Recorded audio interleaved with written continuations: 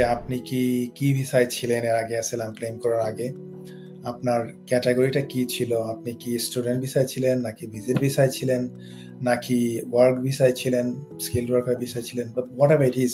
So that is very, very important. Student থেকে আপনি যখন যাবেন তখন এখানে স্টুডেন্টের ক্ষেত্রে সুইচের ক্ষেত্রে আপনি অ্যাসাইলাম ক্লেম করলেও আপনাকে ধরে নেওয়া হবে যে আপনি যেহেতু প্রিভিয়াস স্ট্যাটাস অনুযায়ী আপনি দেখবেন যে আপনার যদি 20 আওয়ার্স আপডেট রাইট থাকে, আপনি অ্যাসাইলাম ক্লেম করার পরও সাধারণত আমি বলছি যে আপনি 20 আওয়ার্সের কাজের রাইটটাই কিন্তু থাকবে। কারণ আপনাকে ধরে নেওয়া হবে অ্যাজ ইফ আপনি স্টুডেন্ট হিসেবেই আছেন। তো স্টুডেন্ট হিসেবে যারা এখানে আসে তাদের সুইচের ক্ষেত্রে, স্পেশালি স্কিলড ওয়ার্কার ভিসায় সুইচের ক্ষেত্রে কিছু কন্ডিশন রয়েছে। Stonebridge Legal Solutions Limited, your trusted immigration partner. আরেকটি প্রশ্ন, আদিল রাশিদ, অ্যাসাইলাম থেকে কি কেয়ারে সুইচ করা যাবে? ব্যাসে সঞ্জয়।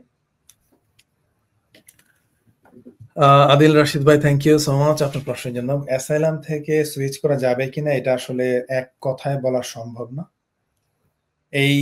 এটার জন্য আপনার একটু ব্যাকগ্রাউন্ড জানতে হবে যে আপনি কি ভিসায় ছিলেন এর আগে অ্যাসাইলাম ক্লেম করার আগে, আপনার ক্যাটাগরিটা কি ছিল, আপনি কি স্টুডেন্ট ভিসায় ছিলেন নাকি ভিজিট ভিসায় ছিলেন নাকি ওয়ার্ক ভিসায় ছিলেন, স্কিলড ওয়ার্কার ভিসায় ছিলেন, but whatever it is.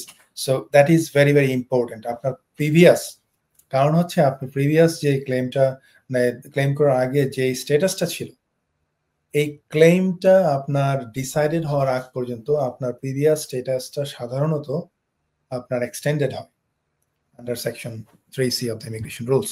So এখন আপনি যদি আগে কি ভিসায় ছিলেন এটা না জানি, এটা আমার পক্ষে বলা সম্ভব না। সো আপনার অবশ্যই ব্যাকগ্রাউন্ড আপনার জানতে হবে এবং আপনার প্রিভিয়াস স্ট্যাটাসটা জানতে হবে। আর আপনার যদি এখনো, সাধারণত যেটা বলছি যে এখনো যদি আপনার কাজের রাইট থেকে থাকে, এবং এখানে যদিও আমি এক কথায় বলাটা ঠিক হবে না, কারণ এখানে অনেক স্টুডেন্টদের ক্ষেত্রে এক রুলস, ওয়ার্ক পারমিটে যারা আছে তাদের ক্ষেত্রে এক রুট, বাট কিছু কিছু ক্ষেত্রে সম্ভব, বাট অবশ্যই আপনার ব্যাকগ্রাউন্ডটা জানতে হবে এটা বলার আগে। তো ধন্যবাদ, আশা করি আপনি আপনার প্রশ্নের উত্তরটা আংশিকভাবে পেয়েছেন, বাট অবভিয়াসলি পুরোপুরি জানতে হলে আপনার হয়তো আপনি একজন ইমিগ্রেশন আইনজীবীর সাথে কথা বলে তারপর আপনি বিষয়টা পুরোপুরি জানার চেষ্টা করবেন। ধন্যবাদ আপনার প্রশ্নের জন্য। আপনি যেই প্রশ্নটি আসলে অসম্পূর্ণ ছিল আদিল রাশিদের, তিনি স্টুডেন্ট ছিলেন, স্টুডেন্ট থেকে তিনি অ্যাসাইলাম করেছেন, এখন অ্যাসাইলাম থেকে তিনি আসলে কেয়ার ভিসায় সুইচ করতে পারবেন কিনা প্রশ্নটি এভাবে করতে চেয়েছিলেন। আচ্ছা, স্টুডেন্ট থেকে ধন্যবাদ আপনার ক্লারিফিকেশনের জন্য। স্টুডেন্ট থেকে আপনি যখন যাবেন তখন এখানে স্টুডেন্টের ক্ষেত্রে সুইচের ক্ষেত্রে আপনি অ্যাসাইলাম ক্লেম করলেও আপনাকে ধরে নেওয়া হবে যে আপনি যেহেতু প্রিভিয়াস স্ট্যাটাস অনুযায়ী আপনি দেখবেন যে আপনার যদি 20 আওয়ার্স কাজের রাইট থাকে, আপনি অ্যাসাইলাম ক্লেম করার পরও সাধারণত আমি বলছি যে আপনি 20 আওয়ার্সের কাজের রাইটটাই কিন্তু থাকবে। কারণ আপনাকে ধরে নেওয়া হবে অ্যাজ ইফ আপনি স্টুডেন্ট হিসেবেই আছেন।